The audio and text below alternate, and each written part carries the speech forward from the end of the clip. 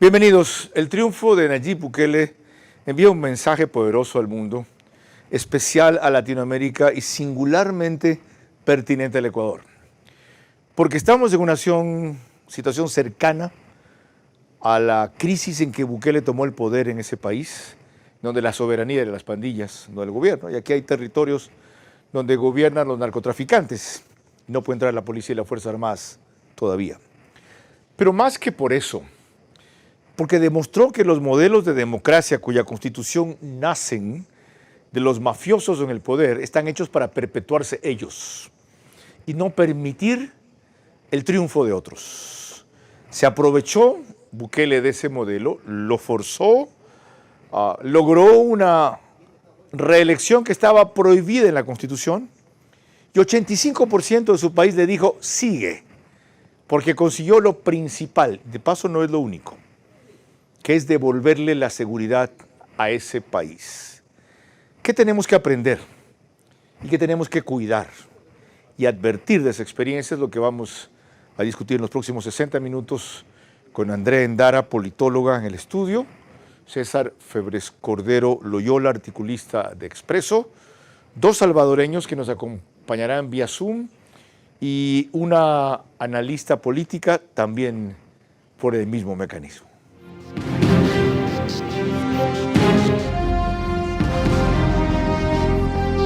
Este es Vera a su manera. Un comunicador que desde 1975 ha sacudido la televisión con formatos y estilos polémicos, sin ocultar sus simpatías ni jactarse de objetividad, pues el periodismo de opinión siempre asume una posición. Bienvenidos a coincidir o discrepar con Vera a su manera. Opinión con propósito. Democracia.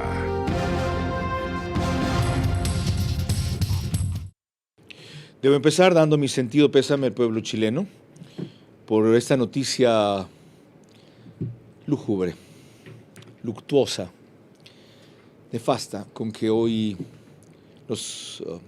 no despertamos, diría yo, continuamos la jornada de tarde. Escuchen cómo lo dijo la ministra del Interior allá, Carolina Toja.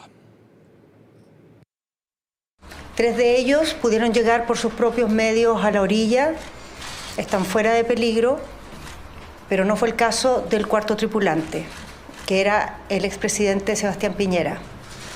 Hace pocos momentos hemos tenido la confirmación de parte de Carabineros que nos indica que la Armada pudo llegar al lugar donde se provocó el accidente y recuperar el cuerpo del expresidente Piñera, que ha fallecido. Al señor embajador de Chile en nuestro país, a los chilenos que en número muy grande vinieron en la década del 70, 80 acá, mi pésame y solidaridad, así como a todo ese país desolado ya por los incendios y hoy afligido por la muerte de quien fue 2 veces su presidente. Entramos en materia, no sin antes recordarles que nos pueden seguir por Facebook y YouTube de Vera a su manera. Estamos también por las 2 mayores cableras del país, Extreme TV Cable, Canal 15 de Vito TVO o 709, en alta definición, en DirecTV, por Canal 194, que corresponde a Manavisión, Canal 9, en Manaví, solo allá señal abierta. En estas 2 cableras, en todas las demás del país, salimos por RTU, en DirecTV 177, CNT 12, Extreme TV Cable 69, Claro TV 30 y Cable Unión 09. Radio 101.3 FM, Radio Centro. En Manaví, Candela con K, 89.3 FM. En Riobamba, La Bonita del centro del país, 89.3 FM. Y en Quito, Radio Única, 94.5 FM. Entremos en materia. Así, María Clara Triviño Martínez. Gracias, Carlos, a ti y a todos nuestros amigos televidentes y radioescuchas que nos acompañan. Vamos a comenzar recordando aquí lo que el fenómeno Bukele es. Es un proceso descrito sistemáticamente por Carlos Marroquín, quien maneja una iniciativa social denominada Cubos en El Salvador, parte del secreto de sus avances que pocos conocían. Esto en una entrevista que fue realizada el 26 de mayo del 2023 aquí en nuestro programa Vera a su manera. En el año 2019 el presidente lanzó nuestra política de seguridad, que estaba escrito en el plan de gobierno que él presentó cuando era candidato. El plan de gobierno se llamaba Plan Cuscatlán. Dentro del Plan Cuscatlán nace la estrategia que se lanzó en el 2019, ya siendo presidente constitucional de la República de El Salvador, se llama Plan Control Territorial. El Plan Control Territorial tiene 7 fases. A este momento en El Salvador solo funcionan únicamente 5. 5 están funcionando, que es la fase 1, que ya dejó de funcionar porque ese estuvo en los centros históricos, se completó. Control territorial. La fase 2, que es una fase transversal, que es la fase de oportunidades, de atención a servicios básicos. La fase 3, que es una fase que hablaba de modernización de nuestros cuerpos de seguridad, de la Policía Nacional Civil y de nuestro ejército, que hace patrullajes conjuntos con la policía. No puedes enviar a la guerra a la Policía Nacional Civil y a la Fuerza Armada contra pandilleros que estaban armados con altos calibres, y los vas a enviar a nuestra fuerza de seguridad con pistolas de agua. ¿Cómo sacaban la plata? ¿De dónde salió la plata?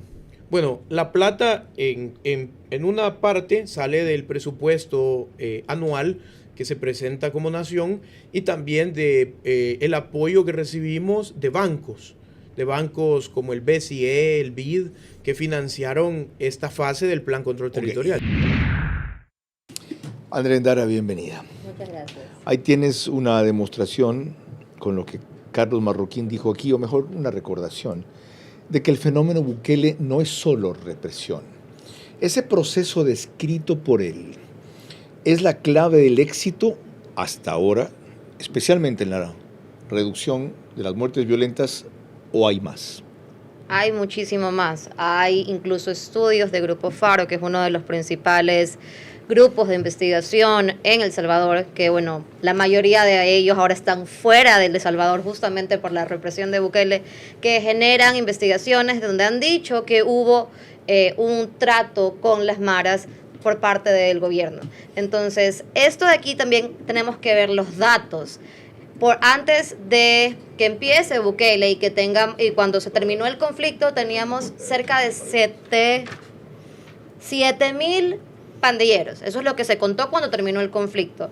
Pero hasta el año pasado se habían apresado a 60,000. Aquí algo no nos cuadra, y el ministerio también nos dice que faltan 30,000 de apresar. Y en estos estudios, en estas investigaciones, nos dicen que simplemente porque tengo un tatuaje, porque estoy en el lugar equivocado y soy joven, entonces me voy a la cárcel, no hay comunicación, no se sigue el debido proceso. Así que a mí me suena, por estas investigaciones y también por cómo se maneja la comunicación de Bukele, que más que un plan rotundo y exitoso, es una sobredimensión de la comunicación y de la autoridad por parte del gobierno. ¿Cómo le luce esto a César Febres Cordero Loyola? Yo creo que hay muchas razones para ser críticos con el manejo de datos de Bukele, con lo que ha hecho Bukele con su propia democracia. Sin embargo, es innegable que hay una fuerte reducción de la violencia. Ahora sí hay que ponerla en contexto, ¿no? Por ejemplo, vimos una reducción de la violencia en El Salvador después de un primer pacto, una tregua con las maras que se dio en el 2012.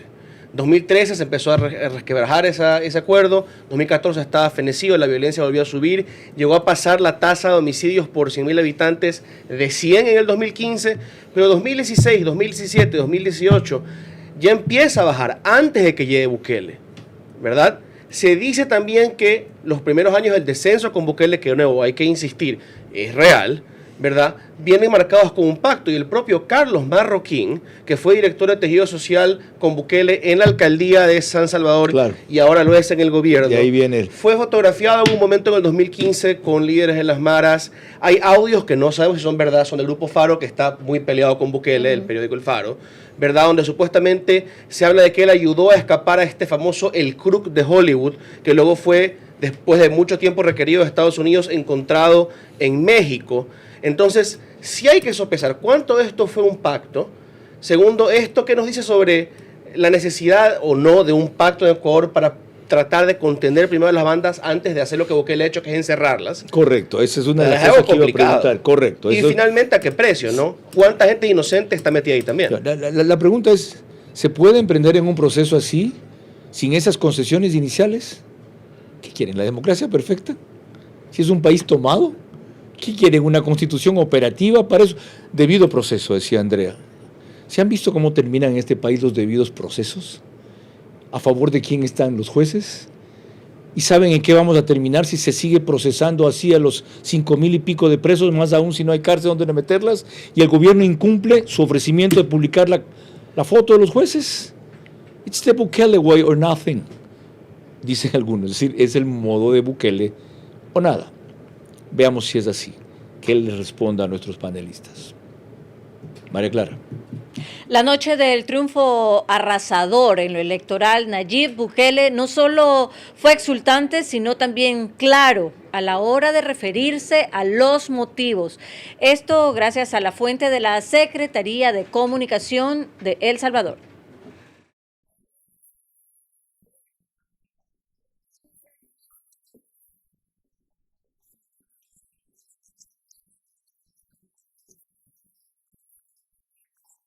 Literalmente pasamos de ser el país más inseguro del mundo a ser el país más seguro de todo el hemisferio occidental. ¿Y qué dijeron? Está violando derechos humanos. ¿Los derechos humanos de quién? ¿De la gente honrada? No. Tal vez pusimos prioridad en los derechos de la gente honrada sobre los derechos de los delincuentes. Eso es lo único que hemos hecho, y lo que ustedes a eso le llaman violar derechos humanos. Ese es el precio y el modo. Él no desconoce que los delincuentes tengan derechos humanos, pero privilegia los de los inocentes. Y esto explica un poco lo que decía antes Andrea respecto al mecanismo por el cual llegó a este nivel de control y de resultados.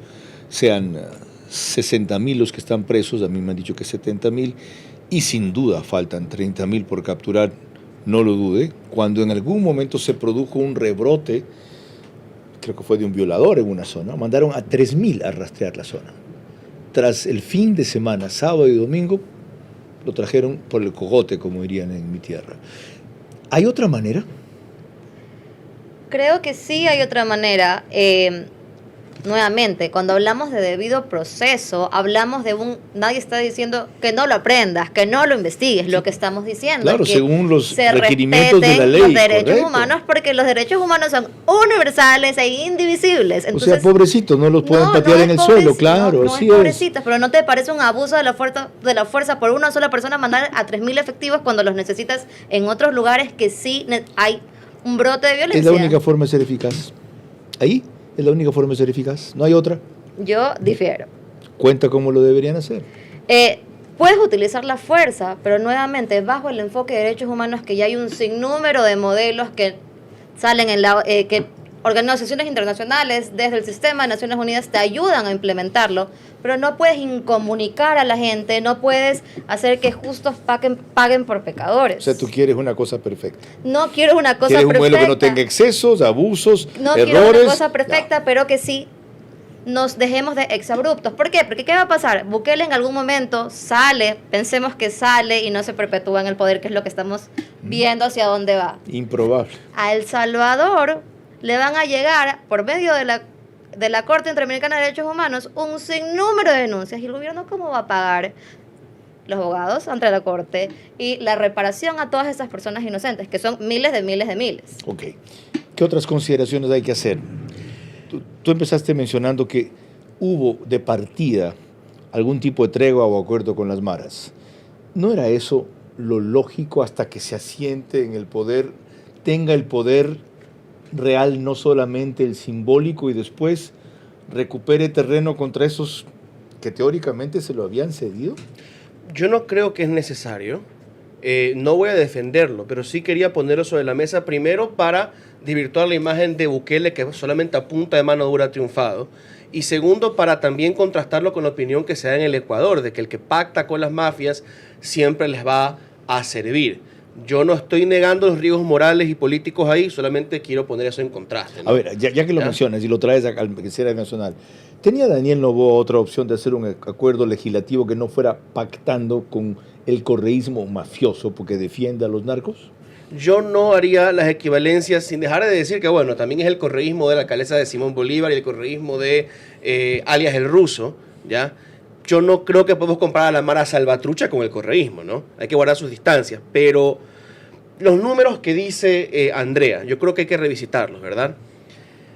¿Por qué pasan de los que 7.000, decías tú, a los 43.000 que faltan por capturar? Porque ellos, Inside Crime, revisan números oficiales de la Policía Civil de El Salvador de septiembre. Porque no solamente son los homeboys, los mareros iniciados. Hay un espectro amplio que llega hasta los colaboradores. ¿Cuánta de esa gente no es un chico que estaba en el lugar equivocado? A los familiares también. Equivocado? Yo cuando fui les pregunté, ¿por qué hay tantos familiares inocentes presos? Me dice, ¿inocentes? ¿Tú sabes dónde iban por la noche los que mataban? A la casa de los familiares. ¿Tú sabes quiénes los escondían? Los familiares. ¿Tú sabes quiénes sabían lo que hacían y a pesar de eso no lo denunciaban? Los familiares. En ese caso los familiares eran cómplices de una organización. Van a tener otro tipo de juicio. Tienen una condena mucho más leve. Tienen que hacer trabajos forzados o cívicos. Pero los familiares, si no guardas a los familiares, no guarda la organización. Hay dos elementos aquí muy importantes. Primero, de 72.000 detenidos hasta septiembre en los estados de excepción, que ya al mes pasado se ha extendido 22 veces, ¿verdad? 7.000 ya han salido liberados. Es un número bastante elevado, casi que reconociendo que mucha gente ahí no debió haber entrado en un principio de la cárcel. Un 10%. Y segundo, o al revés, ¿por qué verlo así? Que el sistema trata de hacer justicia cuando nota que se equivocó. Pero ahí voy al otro punto, que es juicios colectivos. Pues pones a 300 supuestos mareros en un solo proceso. Eso es complicado. ¿Cuánta gente ahí no es inocente? Y lo otro, porque pudiésemos discutir en lo moral, vamos simplemente a lo estratégico. Dos puntos que preocupan. Si queremos traerlo al Ecuador, las maras no son grandes narcotraficantes. Las maras no tienen el dinero que tienen nuestros narcos. Por ende, nosotros sí necesitamos el apoyo internacional que Bukele quizá no necesita. Y si violamos los derechos humanos, difícilmente Europa y Estados Unidos nos va a dar la plata que realmente requerimos. Bueno, por ahí no debemos preocuparnos, porque lo que ha hecho la Fuerza Armada es excepcional y solo hay 6 abatidos. Cuando vaticinaban que las Fuerzas Armadas están preparadas para matar, que no pueden hacer otra cosa más que eso, solo hay 6 abatidos y algunos se lamentan de que no hayan más muertos. Claro, querían usar el argumento para decir, ya ven, los militares son unos salvajes. Pero otra vez, que Bukele sea el quien responde a nuestros panelistas. En otra parte de la intervención que obtuvimos gracias a la Secretaría de Comunicación de El Salvador, lo más duro que dijo Bukele fue cuando preguntó a sus críticos, adversarios y enemigos por qué tanto interés en que siga muriendo gente en El Salvador mientras las democracias que defienden sus países a veces ni siquiera funcionan. Yo le pregunto a estos organismos, a estos gobiernos de naciones extranjeras, le pregunto a estos periodistas, ¿por qué desean que nos maten? ¿Por qué desean ver sangre de salvadoreños? ¿Por qué no están felices de que en nuestro país ya no corre la sangre que corría antes?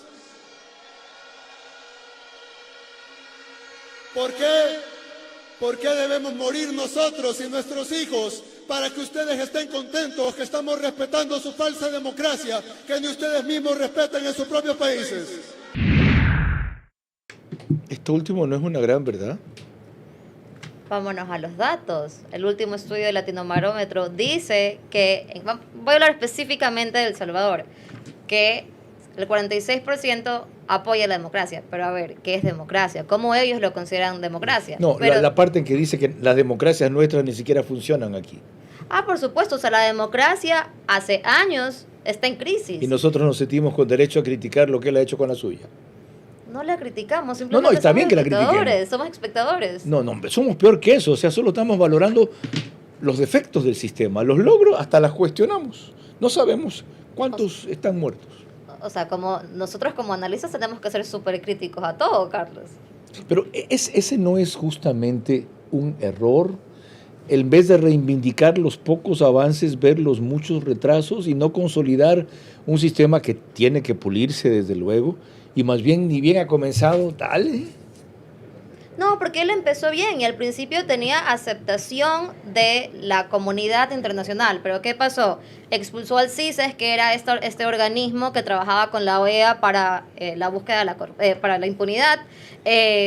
Hizo y deshizo con la Corte de Justicia. Y aquí, cuando quisieron hacer y deshacer, nos levantamos. ¿Por qué? Porque eso va en contra de la institucionalidad y una sana democracia. ¿Institucionalidad que dejó quién aquí?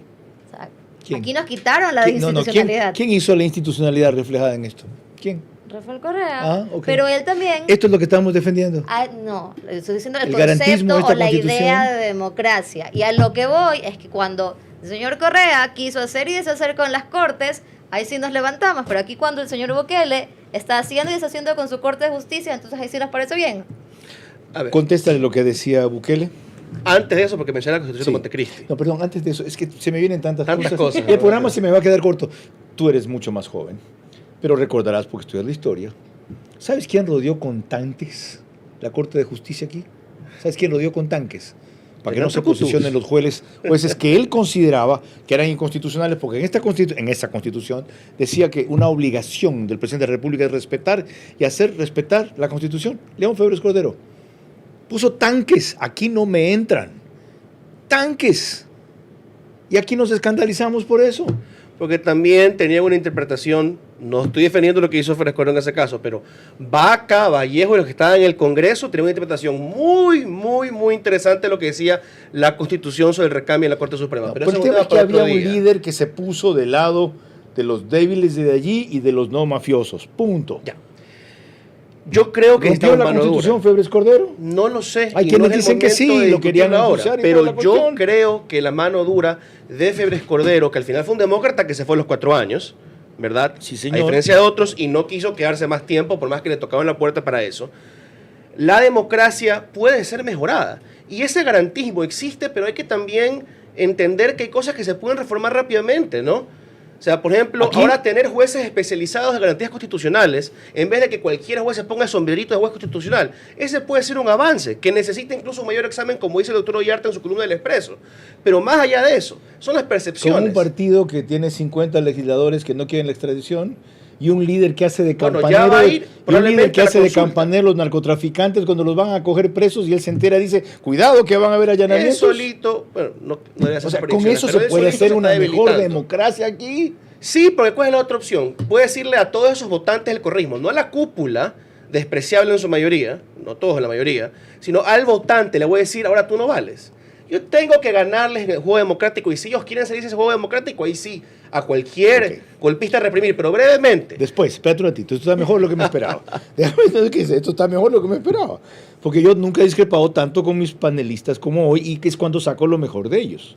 Luis Amayoa, bienvenido. Disculpa lo que nos hemos tomado acá de tiempo, porque nada mejor que un actor periodista salvadoreño como usted, casi le digo tuyo, ayer conversábamos en la radio, para que nos ponga un aporte al contrapunto. ¿Cómo debemos entender este fenómeno desde la perspectiva de allá adentro? Adelante. Hola Carlos, ¿qué tal? ¿Cómo están? Qué gusto saludarlos. Interesante, he estado poniendo atención al debate, al análisis. Es interesante ver cómo se percibe El Salvador desde afuera y también analizar lo que ocurrió este domingo en las elecciones, porque más del 80% de aceptación a lo que está haciendo el gobierno de Bukele, algo estará haciendo bien para que las cosas se le estén dando con tanta popularidad, lo que se ve reflejado en las urnas. El tema que destacó en su campaña principalmente fue la lucha contra las pandillas, la de erradicar esta violencia homicida pandilleril que ha bajado a tasas históricas los homicidios en El Salvador. Y es que no olvidemos que estamos hablando de vidas de salvadoreños que morían a diario después de una escalada de violencia que dejó 87, si no me falla la memoria, 87 homicidios en 72 horas. Esa escalada de violencia hizo que ahora tengamos un régimen de excepción. Esa fue la respuesta gubernamental. Fue la respuesta Luis, aquí hay una pregunta. Esa no es la única razón por la cual recibió un respaldo tan grande. Esa es la principal. ¿Cuáles son otras y por qué temas como los que han mencionado aquí los dos panelistas parecen importarle muy poco a la gente? Sí, pero. Sí, claro. Lo que pasa es que las pandillas tenían un control territorial. Acá ahora se dice que el gobierno de El Salvador tiene control territorial. De hecho, así se llama un plan de seguridad, el plan control territorial, que ha ido por fases, se ha ido implementando y que ahora incluso estamos bajo régimen de excepción. La gente, por ejemplo, una de las primeras grandes señales que le dio rédito al presidente Bukele, ahora presidente reelecto, digámoslo así, aunque no hay, ese es otro tema, no hay datos en firme actualmente, pero El manejo de la pandemia, por ejemplo, el manejo de la pandemia de la COVID-19 fue el gobierno de El Salvador aventurado en su momento, pero uno de los primeros gobiernos en el mundo en tomar medidas drásticas de cierre, de contención, de poder manejar esta pandemia. ¿Qué más, aparte de eso? Porque recién hubo un torneo deportivo centroamericano, hubo Miss Universo El allí, Salvador, fue a jugar el equipo de Messi. ¿Qué otra cosa hicieron que jamás se habría? Un campeonato mundial de surf. ¿Qué otras cosas han hecho para entender este abrumador respaldo? A ver, El Salvador, yo le he dicho así, por muchas razones El Salvador se ha puesto de moda. El Salvador ahora suena en el mundo, pero no principalmente por lo que antes ocurría, no por los 35 muertos diarios, no por la violencia homicida, el país de las pandillas. Ha logrado este gobierno canalizar y poner El Salvador en otro mapa. Mundiales de surf, se crearon los Juegos Centroamericanos y del Caribe en 2 años porque por la pandemia no existió, por ejemplo, Panamá se retiró y dijo yo no los puedo organizar, El Salvador levantó la mano y dijo yo lo puedo hacer en 2 años. Y se organizaron Juegos Centroamericanos y del Caribe en tiempo récord, se dieron críticas, pero al final salió. ¿Qué más? El turismo incrementado, la gente quiere venir a ver qué es lo que está pasando. ¿Ha mejorado el empleo? No, creo que ese es el principal reto actual para este quinquenio, el tema económico. Ahora la gente en las encuestas te dicen el principal reto, la principal preocupación de los salvadoreños hoy por hoy es el tema económico. ¿Ha aumentado la inversión extranjera? En términos generales, muy poco o se mantiene. No es una crecida, no es un pico de crecimiento que te diga que es abrumador. Pero en ese sentido, creería yo, el final del discurso en la Plaza Central de Bukele fue, si esto hemos hecho en 5 años, espérense ya va a ver lo que podemos hacer en los próximos 5. Correcto. Mil gracias, Luis, por ayudarnos a completar la visión del Salvador con ese testimonio de ayer y el de ahora. María Clara. Cuando volvamos tendremos una opinión más de Eduardo Escobar y se une a nosotros como panelista vía Zoom, Tanya Pastor, analista política de El Salvador.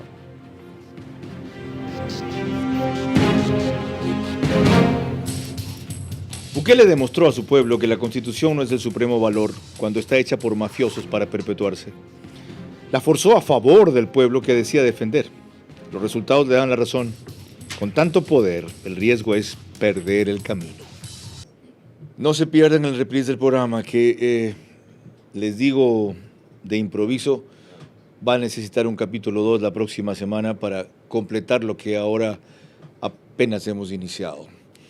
Es por One Plus, Canal 14, el mismo número en las 3 cableras, que se reproduce 48 horas después a las 6 de la mañana. Extreme TV Cable, CNT y Claro TV. En Estados Unidos estamos en simultáneo gracias a Macro Digital. Eso es después. Ecuador en Vivo es el periódico digital que pone un resumen en su portal de noticias y página principal. Y ahora sí, es el canal de Pedro Lozada con su socio en Estados Unidos. Tiene un canal de televisión. No tengo ni un micrófono, ni un canal de televisión. ¿Ya? Macro Digital. Sí, es verdad. Este es empresario, soy conductor. Macro Digital en Estados Unidos va en simultáneo. María Clara. La cadena CNN, principalmente en espacios como el de Fernando del Rincón, ha liderado la crítica internacional buscando inconformes con lo que sucede en el país de El Salvador, como Eduardo Escobar de Acción Ciudadana, quien llega a hablar incluso que hay en curso un manual no escrito del dictador latinoamericano. Se ha seguido ese manual no escrito del dictador latinoamericano, de llegar al poder por la vía electoral, tener un gobierno populista, cerrar la información para la prensa, las organizaciones, para la ciudadanía, capturar las instituciones y ponerlas a su servicio. Luego viene el tema de torcer las reglas electorales, que eso ya pasó en El Salvador, sigue la reelección y solo falta, digamos, en el Estado salvadoreño, reformar la Constitución, suprimir las organizaciones de sociedad civil, atacar a la prensa, y eso es lo que falta, y expulsar a la comunidad internacional. Solo esos son los aspectos que todavía nos separan de estar en una situación similar a Nicaragua, pero todo lo demás ya pasó. Ay, Dios. ¿Hay dictadura en El Salvador? No todavía. No todavía. ¿Hacia allá van? Si seguimos en este proceso de securitización de la política, porque ellos llevan cerca de 2 años, año y medio ya en un constante o perpetuo estado de excepción, yo creería que sí. Y yo sé que me vas a preguntar. ¿Guillermo Lazo hizo cuánto, sabes? Los de Guillermo Lazo eran un chiste. ¿Y qué consiguió? Nada. Esa es la diferencia, pues, allá. Para eso vale el estado de excepción. A eso voy, que no, o sea, la figura no es suficiente. Guillermo Lazo nos demostró que no hizo nada, pero el señor está aplicando esta figura para abusar del poder. Y eso ya lo hemos visto en datos, ya lo hemos comprobado. Y si él sigue abusando de ese poder y sigue tomando las instituciones, como lo hizo con la Asamblea, como lo hizo con la Corte de Justicia, como ya quiere convertir ahora al Tribunal Contencioso Electoral, etcétera, etcétera, entonces sí vamos hacia un autoritarismo por parte del señor Andrea, Bukele. las instituciones estaban tomadas por las mafias. Todos esos respondían a Arena o al FMLN. La única forma era sacarlos de ahí para recuperar las instituciones. Y es lo que hemos hablado toda la vida. Hay que recuperar las instituciones. Aquí no hemos hablado de que hay que sacar a patadas a los jueces. El valor a la democracia y sea de donde sea. Devolverle el valor a la democracia con el esquema antidemocrático de esa constitución. Pero hay que buscar la forma de devolver la democracia. ¿Y no es con las elecciones? Pero las elecciones pueden Tuvo ser... 3 candidatos opositores que tenían solo el 10%. Solo 68, 58 de 60. Hay un estado constante de propaganda, pues por supuesto que se le van a meter por los ojos a la población. O sea, ¿tú crees que la gente vota por la propaganda y no por los resultados de la seguridad? Es importante. Con la propaganda se sobredimensiona los resultados que tiene Bukele y se minimiza las faltas a los derechos humanos. Nadie lo puede negar. Eso es lo que estoy diciendo. Eso es verdad. Ok, ya, tú estás muerto de ganas de hablar. Dale. Me hace señas. Sin maña alguna, Bukele iba a ganar. Pero tenemos que ver las mañas porque son una mala señal para el futuro. ¿Ya? Primero, la toma de la Corte Suprema, ¿verdad? No querían aprobar su reelección, que se fue contra la Constitución. Cuando Evo Morales lo hizo, todos nos quejamos y ahora se lo celebramos o se lo perdonamos a Bukele. Un ratito, pero ¿para qué? Pues la diferencia, es que tienes que evaluarlo según eso. ¿Para qué lo hizo Evo Morales? Para volver a reelegirse igual que Bukele. ¿Con los resultados que ha tenido Bukele? A ver, ahora vamos a eso. Para instaurar sempiterno el socialismo del siglo XXI. Acá es para que no maten a su pueblo. Pero vamos a ver si eso es verdad. Lo que digo es... Hasta ahora sí. Introduce el voto en el exterior. No, pero ¿cómo es que se tomó la Corte Suprema? En grandes cantidades. ¿Cómo se tomó la Corte Suprema? Destituyendo las trajes de la Asamblea y poniendo gente que luego fue sancionada en el exterior por eso. Ok. ¿Ya? La Asamblea destituyó. Sí. A los magistrados. Ajá, una Asamblea obsecuente con él. Y ellos, qué coincidencia. Una Asamblea mayoritaria de él. Pero pusieron a jueces que estaban con una lógica ideológica, que decían, la Constitución actual hay que reinterpretarla porque ¿y qué vas a poner al contrario si tú te quieres reelegir? Deberías tener a gente independiente, pero Carlos, vamos al otro punto. Es que en un país que nació torcido como El Salvador, tú pretendes una democracia como la de los Estados Unidos. ¿Y él de dónde salió? Él sale del FMLN y solamente rompe con él cuando le dicen no vas a ser candidato y luego tiene una pelea en el Consejo de la Ciudad de Viene de las entrañas del enemigo y por eso los conoce muy bien. A ver... Un hombre que alquiló el partido Gana, que era de un expresidente condenado por corrupción, Saca, arenista, ¿verdad? Que se ¿Sabes cuántos presidentes con partidos alquilados hemos tenido aquí? Correcto, y ese es un problema del ECOR. Pero a ver, preguntémonos, muy bien. Bukele antes de eso, tengo una pregunta. ¿Bukele es corrupto? Hay mucha gente de yo no le pregunto a mucha gente, a tu juicio, Bukele, no he dicho eso. ¿Bukele es corrupto? Los regímenes autoritarios como él tienden a tener mucha corrupción y clientelismo. Por tercera vez pregunto, ¿Bukele es corrupto? Para mí sí. Ya, ¿Bukele es deshonesto, que no es exactamente lo mismo? El que rompe la ley o el que trastorna el significado de la Constitución, para mí es un hombre políticamente deshonesto. Ahora sí, continúa con lo que querías decir. Ya. Ahora, Nayib Bukele, ¿cuánto? Está mejor que nunca, ¿verdad? ¿O cuánto verdadero puede ser? Es que ustedes rinden lo mejor de lo que piensan cuando yo los acorralo tanto. Yo creo que la gente sí entiende mi rol, ¿no? Ya. ¿Cuánto era su modelo? Porque usted, Carlos, preguntó las cuestiones económicas a nuestro anterior entrevistado. Sí, había subido el empleo, la inversión. Ya. No ha logrado reformar el sistema pensional de manera profunda. Le debe 10.000 millones, lo que es un platal. El crecimiento pequeño, menos del 3% del año pasado y en general históricamente ha sido así. No crece la inversión extranjera. Y es una preocupación del pueblo salvadoreño. ¿Qué va a pasar cuando la gente diga, ya, se venció a las maras, pero ahora queremos una mejor calidad de vida en general y Bukele no lo cumpla? Con todo el poder, o si no lo logra cumplir, va a tener un incentivo para reprimir a la población. ¿Y qué trampas ya ha usado?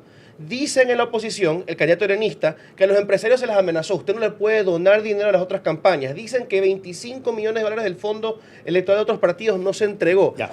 Y 40 años de reinado, Ajá. de la extrema derecha a la extrema izquierda, aconchavadas, decimos en Manaví, en mi tierra, con las mafias. Tú quieres que en 5 años se acabe y que en 5 años resuelva los problemas pensionales. Eso quieres, ¿no? Yo te pregunto qué va a hacer cuando la cosa está No, tú quieres que la cosa no sea resuelta en 5 años. Yo te agrego algo entonces. Hay análisis que hablan de literal el precio del huevo. Ahorita los salvadoreños compran con $1 5 huevos, pero la calidad de vida en El Salvador no mejora, el empleo no mejora. Entonces, ¿qué va a pasar cuando, que ya se viene, es lo que dicen los analistas en El Salvador, cuando las personas en vez de comprar 5 huevos compren 3? Eso es irrebatiblemente cierto. Y preguntémosle a Tania Pastor, quien fue auxiliar del Fiscal General de la República, es licenciada en Ciencias Jurídicas de la Universidad de El Salvador, también en Derecho de la Universidad de Costa Rica, maestra en Derecho Penal Constitucional de la Universidad Centroamericana José Simeón Cañas, y en España actualmente cursa estudios de maestría en Derecho Procesal Penal. ¿Cuál es su evaluación de la situación, Tania? Gracias por esperarnos. Usted es muy crítica con el régimen. Adelante. Gracias, Carlos. Buenas noches a todos los que están ahí platicando del tema. Me parece muy curioso porque uno escucha las opiniones e identifica de inmediato cuál es la fuente. Y las fuentes muchas veces son burbujas desde las que tendemos a criticar desde la intelectualidad o desde la realidad del salvadoreño que sufrió el abate de las pandillas y de los terroristas por muchísimos años. Hay personas que hasta ahora tienen una nueva normalidad a raíz de toda la política de seguridad del presidente Nayib Bukele y que por eso están agradecidos. El voto de ellos no es por ignorantes, el voto de ellos es por agradecimiento y por expectativa. Porque la gente cree que si se les resolvió el problema de seguridad, se les puede resolver también el problema económico. Claro que eso no es tan sencillo, no funciona así y sí me parece que si no se sientan las bases, pues evidentemente la gente aquí les tuvo paciencia de 20 años a Arena, 10 años al frente. En esta ocasión, Bukele rompió ese paradigma que traíamos de menos paciencia, pero por el resultado en términos de seguridad. Si no se les resuelve el tema económico o si no se ve que está trabajando para resolverlo y sentar las bases para que se vean los resultados, todos sabemos que es a la larga, pero se tiene que ver, porque si no se ve, la gente aquí con la misma pasión con la que ama también puede odiar, y se ha demostrado porque en el 2019 cuando le dio gane a Bukele, pues fue un repudio absoluto que se mantiene hacia los dos partidos que mayoritariamente nos gobernaron desde los acuerdos de paz. Es una situación bastante complicada porque si bien es cierto que podemos medir los efectos, digamos, nocivos de la aplicación del régimen de excepción como una herramienta, parte del Plan Control Territorial como política pública de seguridad ciudadana en El Salvador, es cierto también que es decir, nocivos por cuanto hay también violación a derechos humanos. Yo creo que eso no lo niega ni siquiera el gobierno, no lo niega nadie en El Salvador, todos estamos conscientes de eso, pero si lo vamos a medir en términos de costos, nosotros lo entendemos diferente, o por lo menos yo lo entiendo diferente. Yo lo mido en términos de costos, que el Estado de El Salvador es responsable por la vida de todos los salvadoreños, tanto si los pandilleros están afuera como si los pandilleros los presuntos pandilleros están en la cárcel. Hay un efecto directo, pero es precisamente directo, que es el resultado de la baja en homicidios, la baja en extorsiones, la baja en violaciones, la baja en asesinatos, en bastantes delitos. ¿Sí? Tania, creo entender, si no resumo mal su idea, de que el costo ha valido la pena, pero que si no se complementa con lo que acaba de mencionar, esto no dura. ¿Es así? No, lo que quiero decir es que si lo vamos a medir en términos de derechos humanos, midamos el costo porque el Estado es responsable el escenario en el que estábamos. La Sala Constitucional en El Salvador declaró un estado inconstitucional de cosas porque había hacinamiento carcelario. Entonces el Estado se ha declarado incapaz de manejar la situación y con los pandilleros afuera, morían más personas, habían cometimientos de más delitos y que también es responsabilidad del Estado. Ahora que están encerrados los presuntos pandilleros, pues el resultado es directamente proporcional a los detenidos. Ya no tenemos todo eso. Entonces se presume que la mayoría de los detenidos son terroristas y que las personas que han fallecido en tutela del Estado o que hay vulneración de derechos humanos, también es responsabilidad del Estado, pero el costo en derechos humanos, si lo queremos medir en ese término, es mayor si los pandilleros están afuera. Mueren más personas. Teníamos una tasa de homicidios en el 2015 que era la más alta del mundo. Ahora Teníamos más de 6.000 muertos, 7.000 muertos en el año. Eso era un promedio diario de más de 30 personas que ahora ya no se tienen. Entonces, no es que las personas que han fallecido en poder del Estado dentro de las cárceles no vale nada. Es que ahora mueren menos. O ahora es decir, ese es mi punto. Entonces, si lo vamos a medir en términos de derechos, por eso es que yo digo, yo escuchaba a Patricia Villarroel en Argentina y estar en contra porque ella es defensora de derechos humanos, pero ahora la política está cambiando en Argentina. Están intentando replicar algo que no es un modelo escrito, es un estilo. Yo lo veo como un estilo, pero que es difícilmente replicable. Incluso en el Ecuador, ustedes vieron una especie de implementación de mano dura, pero que es diferente en la realidad. El Ecuador es más grande, tienen la historia de la paz en Colombia que influye también, los puertos, es decir, no hay un liderazgo como el del presidente que convenza a la gente, que le haga creer a la gente que los pandilleros, o que en este caso de ustedes, los narcoterroristas, no los van a encarcelar y 6 días después van a salir libres. Está claro. Por un proceso hipergarantista. Aquí las leyes se han adecuado a la realidad y no la realidad a leyes que no le operan. Ya, pero eso está más mal que bien, es lo que creo entender. No, a mí me parece que eso está bien. Yo soy muy crítica del gobierno en algunos puntos, pero en el aspecto de seguridad yo creo que el tratamiento sui generis que se le ha dado me parece que es el ideal. No creo que hay uno mejor y sí creo que es mejorable. Es decir, lo que ha faltado aquí en El Salvador es ver sanciones por parte de la Fiscalía General de la República a los responsables que están abusando de poder, porque ahora el presidente Bukele no ha mandado a nadie a matar. Mil gracias, Tanya. Ni a poder ni a torturar. No descarte, en la segunda parte que vamos a hacer, volver a darnos una mano colaborando con nosotros también, y disculpe, esta invitación no estaba prevista, pero la evolución del programa me obliga a hacerlo, y me encanta la posibilidad. María Clara. Cuando volvamos, otras 2 opiniones del presidente de El Salvador, Nayib Bukele, en su discurso de agradecimiento tras la victoria. Bukele demostró a su pueblo que la Constitución no es de supremo valor cuando está hecha por mafiosos para perpetuarse. La forzó a favor del pueblo que decía defender. Los resultados le dan la razón. Con tanto poder, el riesgo es perder el camino. Tercera parte final de este programa, apasionante, primera parte, sobre 85% con Bukele, razones y riesgos. María Clara. Y ahora en las intervenciones de Nayib Bukele, él se preguntó a sí mismo y le preguntó al público por qué tantos ojos del mundo ponen atención a este país tan chiquitito. ¿Alguna vez se han puesto a pensar por qué tantos ojos del mundo sobre el país más pequeño de América? Es un país que no tiene grandes recursos naturales, no tiene grande extensión territorial. No somos un país rico, no tenemos petróleo, no tenemos minas de diamantes o grandes minas de oro. ¿Cuál es el interés en El Salvador? ¿Por qué tanto hablan del Salvador? ¿Por qué tanto reportan del Salvador? ¿Por qué todos vienen a cubrir la elección del Salvador? Porque simple y sencillamente le tienen miedo al poder del ejemplo.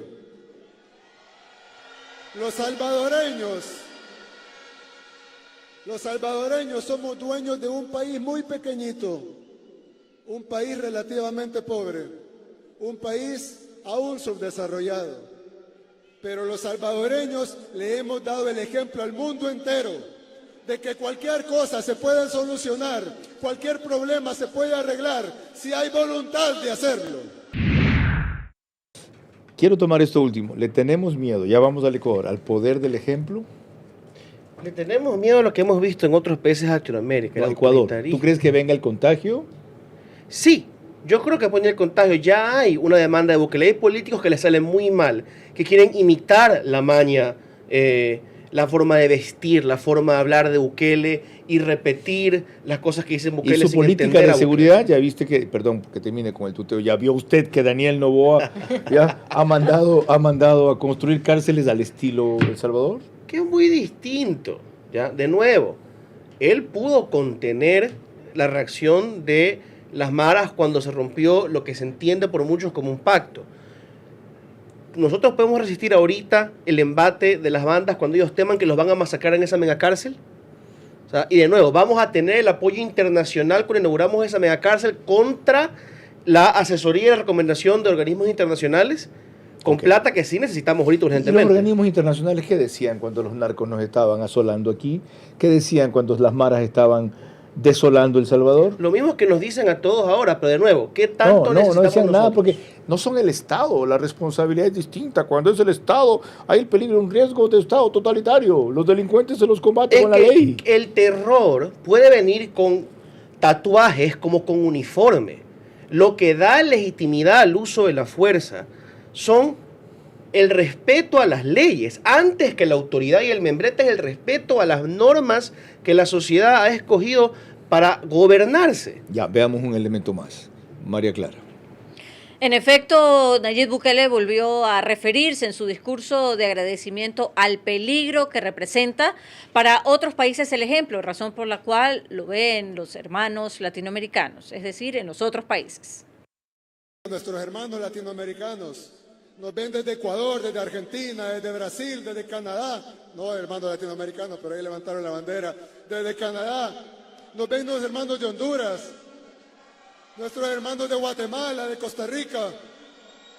Nos están viendo ahora desde Chile, desde México, desde los Estados Unidos.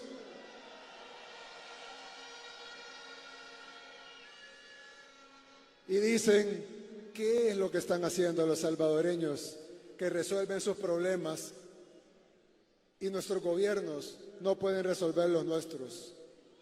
La respuesta es que los salvadoreños nos hemos unido. Aquí no hay polarización, señores. Como siempre habrá un pequeño grupo opositor, eso es normal. En cualquier país libre siempre va a haber un grupito que no quiere y tienen derecho a no querer. Pero aquí no hay polarización. El 85% de los salvadoreños han votado por continuar el camino que llevamos en plena libertad y en plena democracia. Andrea, ahí hay dos elementos que quiero traer a nuestra realidad. El primero es una exageración. Los salvadoreños hemos empezado a resolver, hemos resuelto nuestro problema, no. Han empezado el camino a resolver sus problemas. Pero en lo otro, tiene razón, la polarización se acabó, tanto que se teme que lo que existe ahora sea un partido único. Y segundo, ya oyó un testimonio de un periodista y una abogada que sigue siendo crítica, pero hay unidad respecto al propósito principal. El Ecuador debe adoptar en esta coyuntura, conflicto armado interno, guerra contra el narcotráfico, carencia de recursos, una unidad similar en torno al tema seguridad. Sí, ya lo están haciendo. A breves pasitos, pero se lo está intentando hacer. Hoy fue rechazado el IVA que propuso el presidente para generar recursos. Pasitos, no te dije que al 100%, pero sí ya se está empezando un camino. Y esto va a algo que yo siempre repito. A los políticos se les ha olvidado cuál es su labor. El político está para servir, no para servirse. Entonces, si empecemos a dignificar la política y a recordarnos que estamos en los diferentes puestos para servir, ahí podemos hablar de unidad en estos puntos que son importantes para todos. Ok, tengo que concluir qué es lo que menos quisiera. Porque por lo menos a mí me ha resultado de los paneles más apasionantes y divergentes que puede haber. Pero el rito final lo tiene María Clara Triviño. Gracias, Carlos. Ahora vamos con nuestras preguntas para nuestros invitados centrales, recordándoles que deben de ser respondidas en términos de sí o no. Las primeras preguntas son para Andrea Endara. La número 1. ¿El Ecuador está en una situación casi límite como la de El Salvador cuando tomó el poder Bukele, sí o no? Sí. La segunda. ¿Parece inevitable que para conseguir resultados como con el crimen organizado en democracia sea necesario exceder los límites de la ley, sí o no? No. La tercera y última. ¿La reelección es correcta cuando se trata de que siga en el poder el líder y no solo el modelo de éxito, sí o no? No. Muchísimas gracias. Ahora las preguntas para César Febres Cordero Loyola. La primera para usted. ¿Es justo que la crítica se concentre más en lo que no se hizo bien que en la abrumadora evidencia de lo que se hizo correctamente, sí o no? Sí. La segunda, el Ecuador está en posibilidad de adaptar, no de adoptar, algunas variables del modelo Bukele, sí o no? Sí. La tercera y última. El Salvador ha logrado entender en las distintas fases de su plan que la represión solo es el principio y el ataque a las causas el final, ¿sí o no? No. Muchas gracias. Carlos. Mil gracias por acompañarnos, a quienes estuvieron vía Zoom también. Cierro con algo relativo a nuestra realidad. Con 83 votos negativos hoy y 43 votos a favor, el Pleno de la Asamblea no aprobó el incremento en un punto al IVA, 13%, de manera permanente, y el aumento al 15% de manera temporal. Ahí tienen ustedes el resultado. Un mecanismo emergente para entender y atender la inseguridad, que inclusive motivó que en 48 horas el presidente de la República se desdiga y cambie de opinión, tras haber dicho no subiré impuestos, ahora sí voy a subir impuestos, le imputó un cuerno a la oposición. Ellos sacaron sus fórmulas alternas, que antes no fueron capaces de exponerlas, que seguramente generarían iguales o mayores recursos inclusive, pero que no dan afuera la señal que aquí necesitamos para que generen allá 3.000 millones de dólares y aquí, mediante ajustes y otros mecanismos, generemos 3.000 millones de dólares más, que es la mitad de los 12.000 que vamos a necesitar en este año. Frente a una realidad como esa, con esta Constitución, con partidos que son defensores de los mafiosos, no hay otro camino sino que arriesgarse a lo de Bukele, con el peligro inminente de que el triunfo y el éxito sean mucho más difícil que manejar que el fracaso.